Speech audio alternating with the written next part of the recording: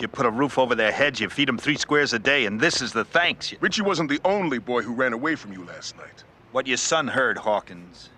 I wasn't talking about him. No, you were talking about his kind, that's all. Hey, hello, how do you do? Shady Doorags here. Ever since I reviewed Troc from Teen Titans, you intellectuals have been requesting non-stop that I also review Sons of the Father from Static Shock, another superhero episode that deals with prejudice. And so, I've come to you all to respond to your requests by saying, okay. I mean, it was kind of an inevitability that I review this show eventually. When you're talking about superhero shows from a millennial childhood, it's only a matter of time before you hit Static Shock. Also, there's the little detail of I'm black, y'all, and I'm black, y'all, and I'm blacker than black, and I'm black, y'all. You all know the drill. This is a new show, so I gotta explain context. Static Shock is a show from the early 2000s based off the DC comic just known as Static. Avoid the rookie mistake that I made for a long time. Static is not, nor is he any way related to Black Lightning. What? It's not my fault. All Black Electric themed superheroes from DC look alike to me. One night in Dakota City, a gang war breaks out in the middle of private property holding toxic chemicals. During the scuffle, an explosion causes the chemicals to get loose, mutating everyone nearby and giving them superpowers. This event became known as the Big Bang, which is just a brilliant name for a superhero causing event. It all started with a big bang. What's also brilliant was having this take place during a gang war. Most of these people with new superpowers are either confused kids or thugs, which means they're more likely to become villains than they are heroes. Anyone affected by the chemicals became known as a metahuman, or their street name, Bang Baby. Among these people was Virgil Hawkins, an African-American 14-year-old who was practically forced to be there. Now, usually I'm the kind of person that says, why did you mention ethnicity? Was that somehow relevant? But in this case, it actually is. Part of the point of Static Shock was to show aspects of Black culture, so I'd be remiss not to mention his skin color, even though I'm pretty sure most of my viewers have functioning eyes. Wow, that joke was very mean to blind people. Meh, I doubt they'll see it that way. Virgil didn't actually want to be a part of a gang. He was just going through a hectic time in his life and was actually trying to get away from the situation. So, when he realized he was a bang baby with electromagnetic powers, instead of turning to crime, he donned a new uniform, became the superhero Static, and dedicated himself to stopping other bang babies as well as just helping people in general. And yes, his name is just Static, not Static Shock. This show came out before I hit my teen years, and I kid you not, I did not know this until I was in my 30s. Though Virgil lives with his dad Robert and his sister Sharon, the only one who knows that he has these powers is his best friend Richie Foley, who often helps Virgil in various ways, including supplying him with new tech. Alright, like usual, there's way more lore to this show, but that's all you need to know for now. The episode starts at the mall where a supervillain attack takes place. Live from the Dakota Hills Mall, it's the Metabreed Show. Oh man, this takes me back. The Metabreed were some of Static's main rogues. There's Talon, an anthropomorphic bird with a hypersonic scream, Shiv, a guy capable of making energized weapons, and Ebon, the Umbra kinetic leader of the gang. Why yes, I did have to look that word up, and I'm not going to tell you what it means so that you have to look it up. Your valuables, now. That's right, folks. It's for a good cause. Now, you'd think these criminals with godlike abilities would do more than just steal stuff, but remember, before they got their powers, these guys were just thugs and gangsters. Their mindset is still on using violence to make a quick buck. One does not simply become the rule the world type overnight. Not long after the robbing starts, Static enters the picture and we get our first fight of the episode. Got you where I want you, hero. No way! I call that my Nova Ball, Ebon. One interesting thing about Ebon was that he wasn't much of a physical threat to Static. In fact, Static has an edge over Ebon since Ebon's weakness is bright light. He was supposed to be the big bad of the show, but that was because he represented the opposite of what Static stood for. While Virgil believes in using his abilities for good and tries to help, Ebon took the Magneto approach and not only lords his power over normal people, but also constantly tries to convince other metahumans to join him. You should accept your gift. Up there, all you were good for was running around a track. And even that they were gonna take away from you. But after tonight, you'll show them your true power. He's basically the symbol of ganghood in this show. The fight ends with two of the villains getting away, but Static manages to capture Talon. Later, at the Hawkins place, Static had this to say. I just put a shock to their system, Anna. What an ego on that guy. Wouldn't be a DC animated show without Kevin Michael Richardson, now would it? As Richie and Virgil continue to hang out, Sharon makes a snide comment about Richie never going home. At first, Virgil dismisses it as just his sister being naggy, but then he notices how comfortable Richie is around his family. Sisters. What? Don't forget to take the pizza box to the trash, son. On it, Pops. The episode is dropping a lot of hints that Richie is using the Hawkins as a surrogate family. Despite having one of his own, it seems he'd rather be with them. Virgil finally notices this and it starts bugging him, so he brings it to Richie's attention. We never hang at your crib. We always hang here. You've never invited me over. I've never even met your pops. I'll have you over this Friday night. You sure? Yeah. Yeah, that'll work. Meanwhile, at the latest Metabreed headquarters, which is whatever random abandoned place they can find, Ebon is having a temper tantrum about Talon getting locked up, but absolutely 0% of you care about that, so let's skip forward to the rockism. Wow, all this stuff is off the hook, Rich. But of course. Oh geez, oh man did that hurt. Good gravy, I used to talk just like that. Virgil makes himself at home in the Foley household and everything seems to be going fine. However, Richie and his mom start panicking when the man of the house comes home early. Hey, Mr. Foley. Good to finally meet you. Hey, Dad. This is my friend Virgil. He's black? Later at dinner, everyone's being awkward because they know things they don't want Virgil to know. However, Richie's dad, whose name is Sean, lets some of his personal beliefs slip out. I brought over the latest MC Rapwell CD. There will be no rap played in this house. Some rap is positive, Mr. Foley. That music teaches kids to disrespect their parents. Actually, you're thinking of hip-hop. Common misconception. In fact, a lot of times people and even dictionaries use those two words interchangeably. Rap is just speaking in a rhythmic and rhyming way to create a sense of music. It's akin to singing. Hip-hop has an entire culture behind it, using rap as its main tool to get its messages across. And as Virgil says, it's not all necessarily negative. It tears down everything guys like me built. Look around you, Dakota's gone to pot. Well, not in my house. But Dad, that's not fair. Richie is embarrassed by his father's behavior, but Virgil figures Mr. Foley is just being a stubborn dad and brushes off the hints thrown his way. Unfortunately, there's only so much one can plead ignorance to. And now I see why Richie acts like a hood, Maggie. That kid's a bad influence. All his kind are. You were right all along. Hanging here was a bad idea. Well, you got what you wanted, Dad. My best friend's gone because of you and your stupid racism. Hey! I just realized that Richie's mom is a ginger, which means that in the live-action version of this show, she's probably going to be replaced by... Is now a bad time to make that joke? Later, we see Virgil talking with his father, who doesn't make it onto enough top 10 cartoon dads list. I still don't get how a guy like Richie has a father like that. That's a question that even Richie's father can't answer. But Richie's made up his own mind about who to like. He's gonna need your friendship now more than ever. You know what's interesting? The stereotype of conservative whites is that they hate minorities, but the stereotype of conservative blacks is that they hate gays. I wonder if Virgil's dad knows. Virgil gets a call from the Foleys asking if he's seen Richie. He didn't spend the night there? No, he didn't, Mrs. F. I can call around and see if I can find him. Virgil, about last night. I know. Me too. What?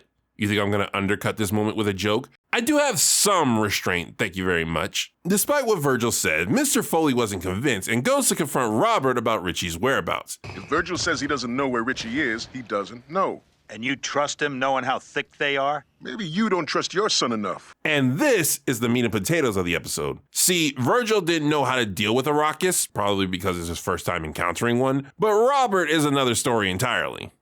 Richie always goes on and on about Virgil and his cool dad, but he never even told me you were... African American? Would that have made a difference to you, Foley? I've seen your kind all my life. A fine, upstanding bigot. His nose so close to the grindstone he can't see anything else. You've got a terrific son. One of the best and brightest around. And because of the way you are, you'll never really know him. And this is what people really enjoy about this episode. It acknowledges that what Sean is doing is wrong, but it does not forget that he's human. Robert is firm when he's talking to Sean, obviously disapproving of his beliefs, but he never treats Sean like he's a monster incapable of being redeemed, just a person who's making a very bad life choice. In fact, if you're paying attention, you'll notice that the episode does a deep dive of Sean's beliefs. He's a hardworking man with grievances in his life, using rockism as a scapegoat and blaming what's wrong with society on people who have nothing more in common than their skin color. On top of all that, traffic was a bear. This city, Maggie, this city. It's bad enough I gotta deal with them all day long. Now one of them's in my house. He's also got that classic fear of change, lashing out at anything new or different just because it's unfamiliar. And while the show focuses on one type of bigotry in particular, Sean has also got a bit of ageism going on. Look at them, living like pigs. Little punk. The man is just angry, but he's fooled himself on what he's angry about. But his son is into all sorts of things that he's against, even talking highly about another family that he had no idea was black. It's making him second guess himself as well as his beliefs. Also, the fact that Richie is so distant from him is making him question how much his beliefs are getting in the way of what's important. Back to the episode, Static searches for Richie on his own and manages to find him. Ebon happens to see Static and decides to follow and eavesdrop. He made me lose my best friend over this mess. Come on. You and me, we've been through too much together to let this get in the way. I'll take the bus. Go straight home. I'll check you later. So, Static's your main man, huh? Wow, took Ebon this long to realize that Carver's best friend was Tino. Ebon figures that he'll use Static's relationship with Richie as leverage to force Static to break Talon from police custody. Richie, however, is smarter than the average bear, that was almost a double entendre, and pulls a fast one to contact Static without Ebon knowing. Ebon finds out what Richie's doing right as Robert and Sean burst onto the scene. Ladies and gentlemen, we got ourselves a climax. That's my son! We've got business with him, old man. I feel like Sean, watching the blackest man he's ever seen threaten his son, would only further his bigotry. I'm in control here. Yeah, we're like so in control that it's not even funny. What were we doing with our diction in the 2000s? It's painful that that sentence made sense to me. We're gonna brush through this because it's usual superhero shenanigans. Static comes in, defeats the bad guys, and Richie and his dad have a heartfelt moment. Son, I'm sorry. Sort of gets you. Right here. Do your folks know where you are, young man? That is your son, and you know that. No father, being that close and hearing his son speak, would see a superhero. They would see their own kid wearing a costume. This is why Miles Morales does a voice when speaking to his dad. Thank you for your bravery tonight.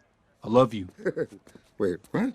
So the episode ends with Sean no longer being a raucous, as well as him trying to be a bigger part of his son's life and adapting to the new trends that are popping up. Coda Comic-Con opens in 15 minutes, bro. Thanks for taking the day off to take us, Mr. F. No problem. And that was Sons of the Father. I might tick some people off with this opinion, but I don't really like this episode, mainly because of the pacing. The episode clearly wanted to be about the A story with Richie and his raucous dad, and it does that part well, but because it's a superhero show, it shoehorns in the B plot with Ebon. There are ways Ebon kidnapping Richie could have affected the A plot, and I do know this plot point comes back later in the show, but with the way it was executed, it feels like it was tacked on just because a superhero show has to have action scenes. Shoot, I skipped an entire scene with Richie getting attacked by other Bane babies because it was so meaningless to the plot. I'll put it this way. Everything with the humans was great. Everything with the meta-humans felt unnecessary. Now, there's one more thing we need to talk about here before we go. One of the reasons I've been getting requests for this episode is because a lot of you intellectuals felt it did a better job at tackling prejudice than the Troc episode from Teen Titans. Okay, Troc is definitely a better cartoon episode. It has better story and much better pacing. But for this conversation, people mostly want to know about the prejudice subject. My issue with Troc was that at the end, the Titans missed an opportunity to take the high road like Starfire had been doing throughout the episode and like superheroes are known to do. And instead, they completely shunned the raucous, which led him to doubling down on his raucasm instead of potentially approving himself. Many who agreed with me claim that Sons of the Father is better, specifically because it understands that bigots are also human beings capable of change. While that detail is true, I'm not sure I'd say this episode is quote unquote better because of that. Sons of the Father has a different aspect about it that's also difficult to overlook. When someone's worldview is challenged, whether it's bigotry, religion, politics, whatever, they are naturally resistant to accepting a new point of view, even if said point of view is undeniably true. Their brain will instinctively rationalize the position they've been holding on to. While it is absolutely possible that a raucous can change their ways after a few conversations like Sean does, it's unlikely and not very believable. Even with everything that's happened to Sean, it's more believable to me that he would find some arbitrary reason to hold on to his beliefs, similar to how Val Yor called Starfire one of the good ones. And that's just the beginning. There's also the fact that not every raucous is going to be nice or a caring father or even have an empathetic reason for their hatred. Static Shock is very idealistic with how it approaches prejudice, which is important if you want to keep an open mind. But one should realize that it's rarely going to be this easy. The thing is, I don't know if it's fair to compare Troc and Sons of the Father in this manner because they're trying to do different things. Teen Titans focuses on how one should act in the face of prejudice. It's all about the victim's actions. So he's calling you a terrible name.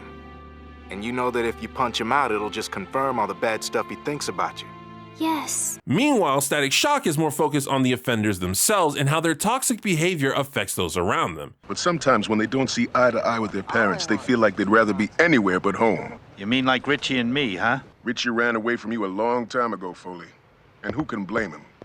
If I wanted a kid to fully understand Rockism and prejudice, I wouldn't just show them one of these episodes, but both of them, because they both have different but equally important aspects of the topic. So I can't firmly say one is better than the other in that regard. There will always be people out there who hate you just because, so it's important to keep firm on one's self-esteem when confronting them. But if one's goal is to eliminate this hatred as much as possible and prevent it from spreading, it's also important to understand that the people that hate you are also human, just like you.